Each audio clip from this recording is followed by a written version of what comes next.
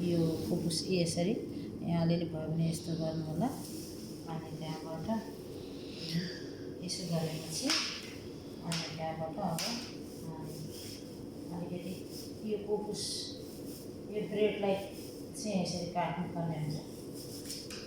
अनि कति कुराहरूमा मिस्टेक भयो होला, मैले पहिलोचोटि भिडियो बनाएको, त्यही भएर धेरै कुराहरू मिस्टेक हुनु पनि सक्छ। अनि सरी भन्न चाहन्छु। अनि तपाईँहरूले पनि बुझिदिनु होला, किनभने अलिकति नयाँ मैले भर्खर सुरुवात गर्दैछु। अनि त्यही भएर अनि खानाहरू त बनाउँछु तर भर्खर सुरुवात गरेको।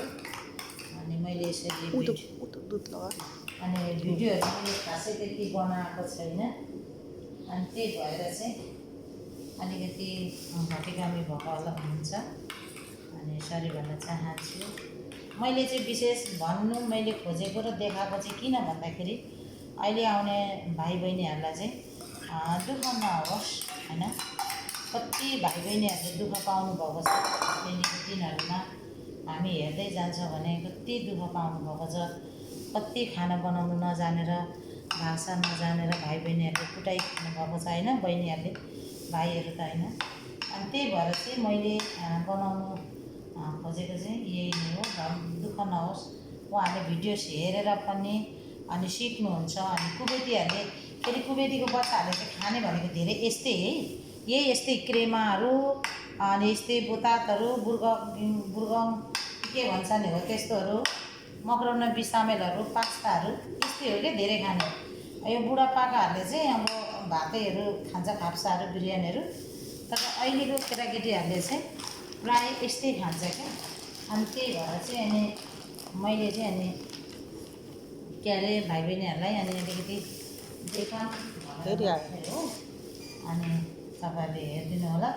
अनि नजानेको कुराहरू तपाईँहरूले सोध्न पनि सक्नुहुन्छ। अनि यो पनि लाउनुपर्छ है अलिअलि, यो पनि यो यसलाई चाहिँ जुबुन मरब्बा भन्छ। अनि यसलाई अनि यो पनि लाउनु पर्ने हुन्छ। अनि भिडियो त लामो भयो होला है, तर पनि तपाईँहरूले हेरिदिनु होला भन्न चाहन्छु।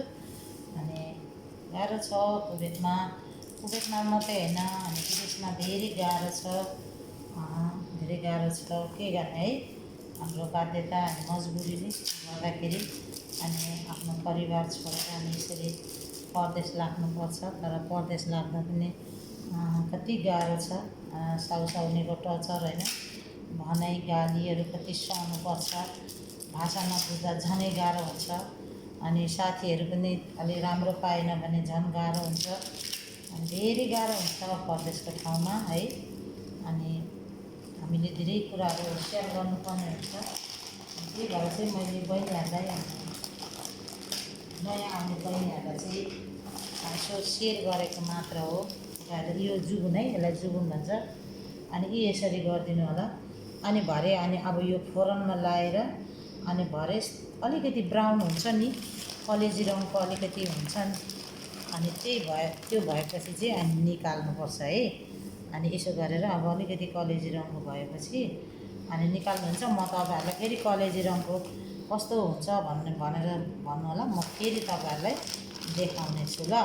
अनि तपाईँहरूले मजाले जान्नु भएन भने मलाई सोध्न पनि सक्नुहुन्छ। किनभने हामीले जानेको कुराहरू चाहिँ एकअर्कामा सेयर गऱ्यौँ भने अनि सजिलो हुन्छ। म चाहिँ भन्छु आउने भाइ बहिनीहरूले कसैले पनि दुःख नपाओस्, किनभने हामी यहाँ दुःखले आएको हो।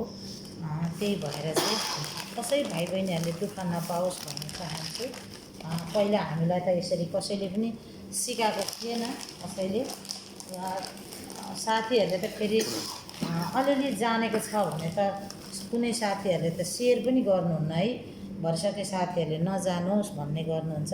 तर हामी त्यस्तो गर्नु हुँदैन। हामीले जानेको कुराहरू सबै सेयर गर्नुपर्छ है त। हुन्छ, अहिले यति नै। म तपाईँहरूलाई फेरि पनि ब्राउन भएपछि फोरनबाट निकालेर फेरि पनि तपाईँहरूलाई म भिडियो लगाउँदैछु है त। हुन्छ।